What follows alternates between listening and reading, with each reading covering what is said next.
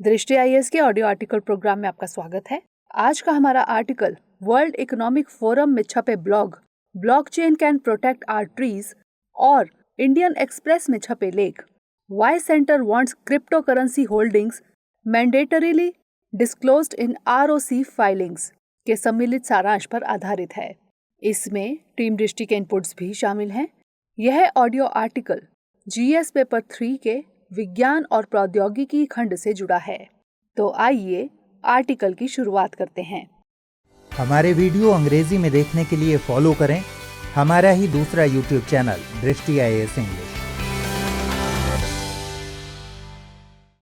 EU यानी European union ने EU green deal के तहत साल 2050 तक क्लाइमेट न्यूट्रल होने का लक्ष्य रखा है। इसके लिए ईयू ने अपने जंगलों का डिजिटलीकरण करने का लक्ष्य रखा है। इसमें पारदर्शिता बरतने और ईयू के सभी देशों की डाटा तक पहुंच सुनिश्चित करने के लिए ब्लॉकचेन तकनीक का प्रयोग करने की बात कही गई है। इसके अलावा भारत के कॉरपोरेट मामलों के मंत्रालय ने हाल ही में घोषणा की है कि कंपनियों को रजिस्ट्रार ऑफ कंपनीज को सौंपे जाने वाले अपने वित्तीय ब्यौरे में क्रिप्टो करेंसीज में होने वाली डीलिंग्स की जानकारी देनी होगी। एक और खबर के मुताबिक नॉर्वे दुनिया का सर्वाधिक कैशलेस देश बनकर उभरा है, लेकिन वहां के केंद्रीय बैंक ने ब्लॉकचेन तकनीक पर आधारित क्रिप्टो करेंसी को विकल्प के रूप में चुनने के लिए मना किया है। ऐसे ही कई खबरों में ब्लॉकचेन तकनीक एक लंबे समय से शामिल है। इस तकनीक की विशेषताएं ऐसी हैं जो इसे जीवन के महत्वपूर्ण क्षेत्रों मसलन स्वास्थ्य, सरकारी योजनाओं के लिए खूब उपयोगी बनाती हैं। यह कहना अतिशयोक्ति नहीं होगी कि ब्लॉकचेन तकनीक इस सदी की चुनिंदा जरूरी तकनीकों में से एक है। इसी के मद्देनजर हम आज के आर्टिकल में ब्लॉकचेन तकनीक पर बात करेंगे, इसके अनुप्रयोगों पर चर्चा करेंगे, भारत में इस तकनीक को लेकर किए जा रहे प्रयासों पर चर्चा करेंगे, इस तकनीक को लेकर क्या चुनौतियां हैं और बात करेंगे कि क्या हो आगे की राह। सबसे पहले समझते हैं कि ब्लॉकचेन तकनीक क्या है। इन दिनों आप जितनी बार भी ब्लॉकचेन तकनीक का नाम सुन रहे होंगे, क्रिप्टो करेंसी का नाम भी साथ में सुना होगा। लेकिन इस बात को जानना जरूरी है कि क्रिप्टो करेंसी और ब्लॉकचेन दो अलग अलग बातें हैं। ब्लॉकचेन एक तकनीक का नाम है और क्रिप्टो करेंसी इस तकनीक पर आधारित एक एप्लीकेशन है। ब्लॉकचेन तकनीक डिस्ट्रीब्यूटेड लेजर टेक्नोलॉजीज का एक हिस्सा है। कई बार ब्लॉकचेन तकनीक को डिस्ट्रीब्यूटेड लेजर टेक्नोलॉजीज ही कह दिया जाता है। इन दोनों में अंतर समझने के लिए डाटा स्टोरेज की संरचना को देख सकते हैं। ब्लॉकचेन में डाटा को ब्लॉक्स में स्टोर किया जाता है। तकनीक के बारे में आगे बात करने से पहले जानते हैं कि इसका इतिहास क्या है। महज लगभग 10 साल पहले प्रयोग में आई इस तकनीक ने दुनिया में क्रांति मचा दी है। सबसे पहले साल 1991 में क्रिप्टोग्राफिक ब्लॉक्स के बारे में स्टुअर्ट हेबर और डब्ल्यू स्कॉट स्टारनेटा ने बताया। साल 2008 में सातोशी नाकामोतो के स्यूडोनेम से किसी व्यक्ति ने एक व्हाइट पेपर जारी किया था। साल 2009 में नाकामोतो ने पहला पब्लिक लेजर ब्लॉकचेन बिटकॉइन के लिए तैयार किया। साल 2014 में ब्लॉकचेन तकनीक में बिटकॉइन के इतर अन्य क्षेत्रों में इसके अनुप्रयोगों पर बात की गई। इसके बाद से इस तकनीक ने banking, public records, land deal जैसे क्षेत्रों में क्रांति ला दी। बैंकिंग और पब्लिक रिकॉर्ड्स में सबसे बड़ी चुनौती है रिकॉर्ड को सुरक्षित रखने की, पारदर्शिता और किसी भी तरह की जालसाजी को रोकने की। ब्लॉकचेन की प्रक्रिया में इन सभी चुनौतियों का हल शामिल है। ब्लॉकचेन के तकनीकी पक्ष पर आने से पहले एक बार साधारण तरीके से समझने की कोशिश करते हैं। मान लीजिए आप 4 दोस्त हैं, जंगी, खेलावन, होरी और किशोरी। चारों का आपस में खूब लेन देन है, सबको आपस में खूब भरोसा भी है, लेकिन पैसे के मामले की वजह से दोस्ती खराब ना हो इसलिए एक व्यवस्था है। चारों ने अपना एक बही खाता बना रखा है, सभी लेन देन का रिकॉर्ड उसी में रखते हैं। जंगी ने जब खेलावन को 100 रुपए दिए तो तारीख और हस्ताक्षर के साथ बही खाते में दर्ज किया गया। अब ये जानकारी होरी और किशोरी के पास भी थी। खेलावन ने जब जंगी को 50 रुपए वापस किए तो इसे भी तारीख सहित नोट कर दिया गया। पुराना रिकॉर्ड वही लिखा हुआ है, नए रिकॉर्ड को अलग से दर्ज किया गया है। पुराने में कोई बदलाव नहीं किया गया। चारों के पास हर लेन देन की खबर है, यहाँ तक कि जब भी कोई नया रिकॉर्ड दर्ज किया जाता तो चारों के हस्ताक्षर से उस पर सहमति मिलती। एक बार होरी को लगा कि जंगी ने खेलावन से ज्यादा पैसे वसूल लिए तो तुरंत पुराने रिकॉर्ड खंगाले गए। तारीख सहित सबके हस्ताक्षर वाले रिकॉर्ड मिल गए। चूंकि कहीं भी रिकॉर्ड को काटा नहीं गया था और हर बार सूचना को अलग से ही दर्ज किया गया था, तो मामला साफ हो गया। कुछ ऐसी ही कहानी ब्लॉकचेन नाम के पब्लिक लेजर यानी बही खाते की है। चूंकि ब्लॉकचेन डिजिटल है, तो ये सारा पेपर वर्क कोडिंग और मैथमेटिकल कैलकुलेशन के जरिए होता है। ब्लॉकचेन के नाम से साफ है कि ब्लॉक्स की चेन या श्रृंखला। इस तकनीक में ब्लॉक्स की एक सीरीज होती है। इन ब्लॉक्स में सूचनाएं होती हैं। ये सूचनाएं क्रिप्टोग्राफी के जरिए एनकोडेड होती हैं। क्रिप्टोग्राफी की बात करें तो यह डाटा को स्टोर करने और आगे ट्रांसमिट करने का एक तरीका है। ये किसी पर्टिकुलर फॉर्म में ही आगे भेजा जाता है, जिससे इसे केवल वे ही डिकोड कर सकते हैं जिनके लिए भेजा गया है। ये डाटा को चोरी होने और किसी भी तरह के अल्टरेशन से बचाने का तरीका है। अगर ब्लॉकचेन का प्रयोग मनी ट्रांसफर के लिए किया जा रहा है, तो ब्लॉक्स में सेंडर का नाम, रिसीवर का नाम और अमाउंट की जानकारी होती है।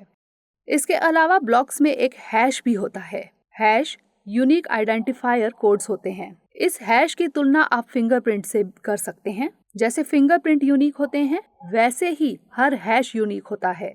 पिछले ब्लॉक का हैश अगले हैश में भी शामिल किया जाता है। एक हैश उस ब्लॉक का भी होता है। हैश में एक कोड जैसे 1Z8F9C2 होता है। आगे ब्लॉक में ये कोड और उस ब्लॉक का कोड मसलन 2P9F3J होगा।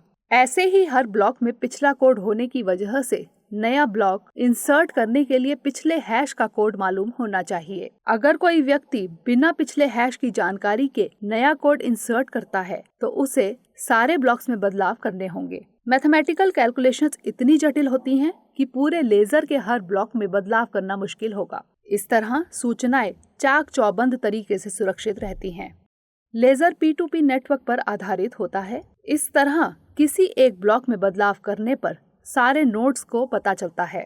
यह तकनीक डिसेंट्रलाइज्ड यानी विकेंद्रीकृत नेचर की है, यानी किसी एक सिस्टम से पूरी चेन कनेक्ट नहीं होती, बल्कि पूरी चेन से सारे सिस्टम एक दूसरे से कनेक्ट होते हैं। ब्लॉकचेन कई तरह के हो सकते हैं, मसलन पब्लिक ब्लॉकचेन, इसमें सारी सूचनाएं सबके लिए ओपन होती हैं। वहीं प्राइवेट ब्लॉकचेन को कुछ लोगों के समूह तक सीमित रखा जाता है। एक तीसरा नेटवर्क हाइब्रिड तरीके का होता है। इसमें कुछ लोगों की पहुंच कुछ सूचनाओं तक होती है, जबकि कुछ सूचनाओं से उन्हें प्रतिबंधित किया जाता है। तकनीक के बारे में इस विवरण को देखकर पारदर्शिता और सुरक्षा जैसी इसकी प्रमुख विशेषताएं निकल कर आती हैं। इन विशेषताओं के चलते इस तकनीक का प्रयोग विभिन्न क्षेत्रों मसलन रिटेल, मैन्युफैक्चरिंग और बैंकिंग जैसे सेक्टर्स में बढ़ता ही जा रहा है। आइए अब उन क्षेत्रों पर नजर डालते हैं जहां इस तकनीक के अनुप्रयोग देखे जा सकते हैं। सबसे पहले बैंकिंग सेक्टर की बात करते हैं। ब्लॉकचेन तकनीक का प्रयोग करके इस क्षेत्र में डाटा सिक्योरिटी, सर्विस डिलीवरी की गति, भ्रष्टाचार में कमी आदि किया जा सकता है। बैंकिंग में ब्लॉकचेन तकनीक का सबसे बड़ा लाभ है कि इससे क्षमता में इजाफा, सुरक्षा को बढ़ावा, ट्रांजैक्शन टाइम में कमी आती है। पीयर टू पीयर ट्रांजैक्शन के चलते किसी थर्ड पार्टी का दखल खत्म हो जाता है, जिससे कीमत में कमी की जा सकती है। ब्लॉकचेन तकनीक में एक बार होने वाले ट्रांजैक्शन के रिकॉर्ड को हटाया नहीं जा सकता। इससे वर्तमान में वित्तीय संस्थानों में होने वाले बड़े अपराधों को रोका जा सकता है। हर साल कई वित्तीय संस्थान अपने ग्राहकों के रिकॉर्ड्स रखने के लिए $1 मिलियन खर्च करते हैं।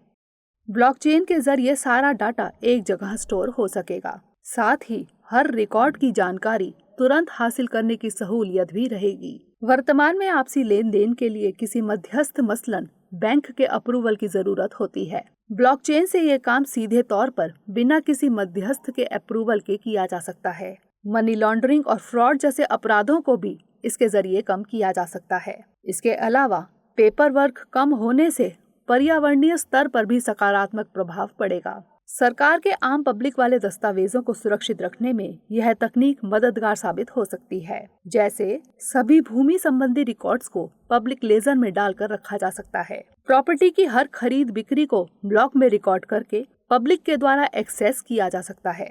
इससे किसी भी तरह के भ्रष्टाचार को रोका जा सकता है और प्रशासन को सरल बनाया जा सकता है। ऐसे ही हॉलमार्क्ड गोल्ड ज्वेलरी के डाटा को ओपन सोर्स लेजर के जरिए ज्वेलर्स और उपभोक्ताओं द्वारा एक्सेस किया जा सकता है।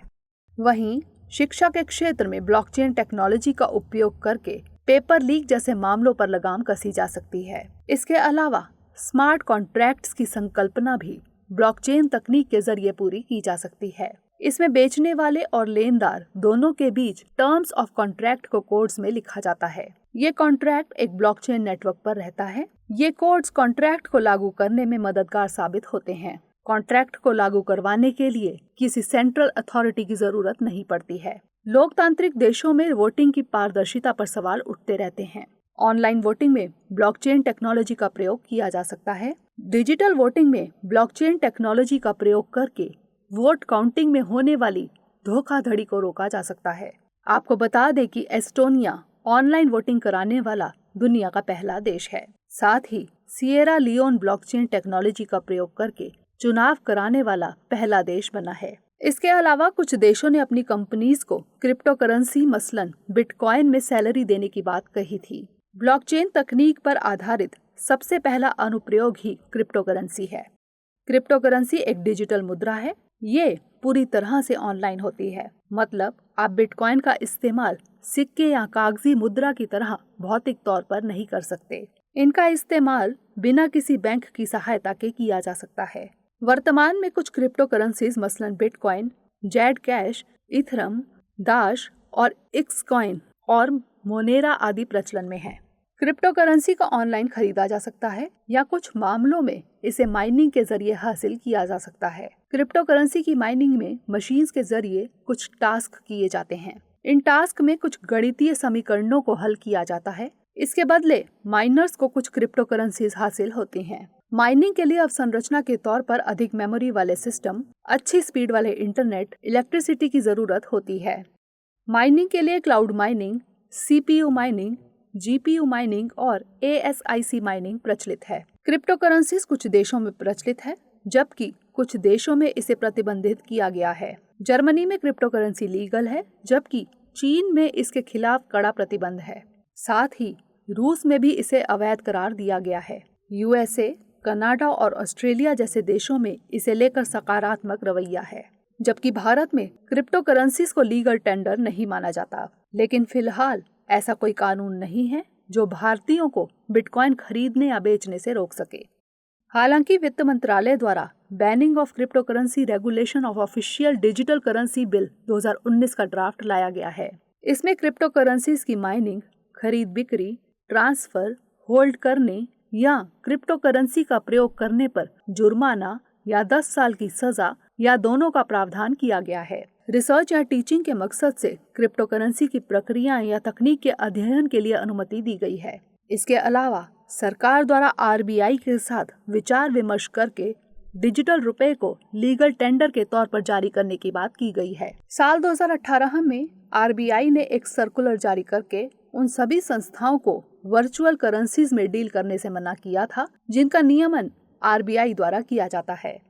हालांकि बाद में सुप्रीम कोर्ट ने इस सर्कुलर को रद्द कर दिया था। कुछ दिनों पहले वित्त मंत्री निर्मला सीतारमण ने राज्यसभा में अपने एक जवाब में कहा था कि सरकार क्रिप्टो करेंसीज को लीगल टेंडर के रूप में मान्यता नहीं देती। साथ ही सरकार गैर विधिक गतिविधियों में इनके प्रयोग को खत्म करने के लिए भी सभी उपाय करेगी। लेकिन उन्होंने ब्लॉकचेन तकनीक के प्रयोग को लेकर कहा कि सरकार इसकी संभावनाओं को एक्सप्लोर करेगी।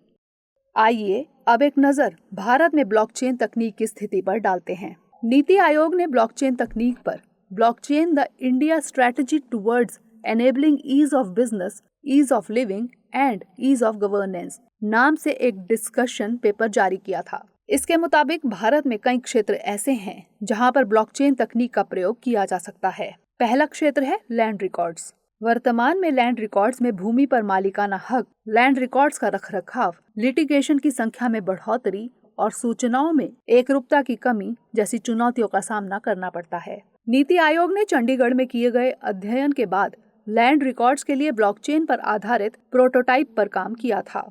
ब्लॉकचेन पर आधारित लैंड रिकॉर्ड सिस्टम जमीन के मालिकाना हक का ऐसा रिकॉर्ड तैयार करता है जिसमें बदलाव संभव ना हो। इन रिकॉर्ड्स को डिजिटल तौर पर स्थायी रूप से स्टोर किया जा सकता है। साथ ही आगे चलकर जमीन की खरीद बिक्री के रिकॉर्ड को भी जोड़ा जा सकता है। दूसरा क्षेत्र है pharmaceutical drug supply chain. National drug survey 2014-16 के मुताबिक भारत में लगभग 3% दवाएं नकली या सब स्टैंडर्ड पाई जाती हैं। इस तरह के ड्रग्स सप्लाई चेन में प्रवेश करके कई तरह की चुनौतियां उत्पन्न करते हैं। इसके लिए मेडिसिन के ओरिजिन से लेकर पूरी सप्लाई चेन के दौरान पारदर्शिता की जरूरत है। इस क्षेत्र में ब्लॉकचेन तकनीक को लाने पर फार्मा कंपनीज की निर्भरता मध्यस्थों पर कम हो जाएगी। साथ ही स्टॉक मूवमेंट में भी पारदर्शिता सुनिश्चित की जा सकती है। सरकार इस क्षेत्र में एक कॉमन पब्लिक इंफ्रास्ट्रक्चर तैयार करने में बड़ी भूमिका निभा सकती है। इसका प्रयोग स्वास्थ्य से संबंधित सरकारी योजनाओं में भी किया जा सकेगा। तीसरा क्षेत्र है एजुकेशनल सर्टिफिकेट का। वर्तमान में यह क्षेत्र केंद्रीकृत प्रणाली जैसे सर्टिफिकेट जारी करने वाली अथॉरिटी पर निर्भर है। मैनुअल वेरिफिकेशन, अधिक समय और डॉक्यूमेंटेशन में हेराफेरी जैसी चुनौतियां भी उपस्थित हैं। इसके लिए एक विकेंद्रीकृत, tamper proof, automatic, real time और फ्रॉड प्रूफ सिस्टम की जरूरत है। ब्लॉकचेन तकनीक इन चुनौतियों से निपटने में मददगार साबित हो सकती है। इस लिहाज से नीति आयोग ने इंडियन स्कूल ऑफ बिजनेस के साथ मिलकर सुपर सर्ट नाम के एक सिस्टम को तैयार करके उसका प्रयोग देखा है। इसके अलावा NITI Aayog immunisation, supply chain, insurance, जैविक कृषि और एनर्जी ट्रेडिंग जैसे क्षेत्रों में भी ब्लॉकचेन तकनीक के अनुप्रयोग की बात की है।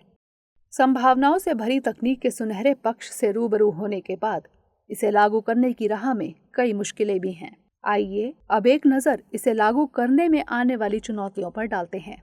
सबसे पहली चुनौती है डाटा को ब्लॉकचेन पर ले जाने की। डाटा को ब्लॉकचेन सिस्टम पर डालने के लिए मैनुअली रिकॉर्ड को मेंटेन करना होगा। पुराने सारे रिकॉर्ड को एकीकृत करना होगा। नीति आयोग ने चंडीगढ़ में लैंड रिकॉर्ड्स पर पायलट प्रोजेक्ट किया था। गौर करने लायक बात है कि चंडीगढ़ लगभग 66 साल पहले अस्तित्व में आया है। इसलिए जमीन की खरीद फरोख्त बहुत ज्यादा बार ना होने के कारण डाटा भी सीमित है। लेकिन अन्य जगहों पर इन रिकॉर्ड को डिजिटल कर पाना एक चुनौती भरा काम है। दूसरा मसला है स्टेक होल्डर्स की भागीदारी। यह व्यवस्था तभी सुचारू रूप से काम कर सकेगी जब हर स्तर पर स्टेक होल्डर्स डिजिटलीकरण को तैयार होंगे। मसलन फार्मा क्षेत्र में दवाइयों में 3 स्तर पर बार कोड और QR कोड लगाने होंगे। ये काम पारंपरिक व्यवस्था से थोड़ा पेचीदा है। हालांकि एक बार व्यवस्था बन जाने पर फिर रुकावट नहीं होगी, लेकिन एक बार अवसंरचना तैयार करने में मशक्कत होगी। तीसरी चुनौती है विधिक और नियमन में बदलाव की। ब्लॉकचेन पर काम करने के लिए अवसंरचना के स्तर पर बदलाव के साथ कानूनी तौर पर भी अनुकूलन करना होगा। चौथी और महत्वपूर्ण चुनौती है ऊर्जा खपत की। वर्तमान में भारत समेत पूरी दुनिया ऊर्जा संकट का सामना कर रही है। ऐसे में तकनीक पर ऊर्जा की खपत एक सीमित स्तर तक ही की जा सकती है। पांचवी चुनौती है ब्लॉकचेन में काम करने के लिए कौशल युक्त श्रम की कमी। इसके अलावा छठी चुनौती है सार्वभौमिक मानकीकरण की कमी। दरअसल ब्लॉकचेन में फिलहाल कोई मानक नहीं है, इसलिए नए डेवलपर्स और निवेशकों को चुनौती का सामना करना पड़ता है।